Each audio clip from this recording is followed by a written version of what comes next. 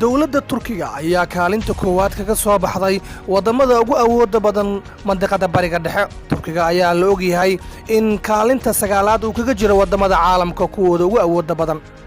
booska labaad wadamada Bariga Dhexe ugu awoodda badan waxaa soo gashay dawladda Masar. Masar waxa ayna kaalinta 12aad kaga jirtaa wadamada ugu awoodda badan caalamka. kaalinta saddexaad ee mandiqada Bariga Dhexe waxaa ku soo baxday dawladda Iiraan. Iiraan ayaa wadamada ugu awoodda badan caalamka kaga jirta booska 14aad.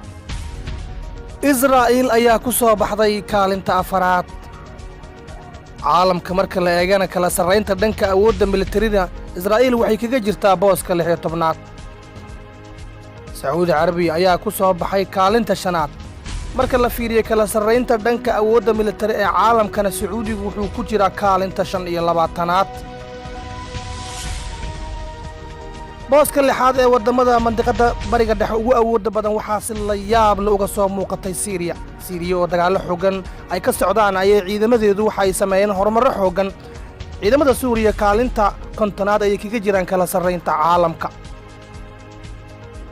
Ciraaq ayaa booska 7aad soo gashay waxayna kaalinta 53aad kaga jirtaa wadamada ugu awoodda badan caalamka. Ciraaq waxay wajahaysay muddo fara badan dhibaatooyin dhanka amniga ah.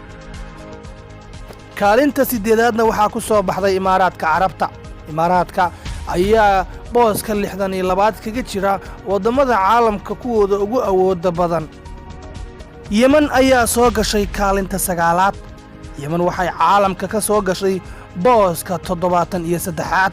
ciidamada Yemen ayaa waxaa ku dhacay muddooyinkii ugu dambeeyay burbur xooggan waxayna si la yaab leh uga saramartay waddanka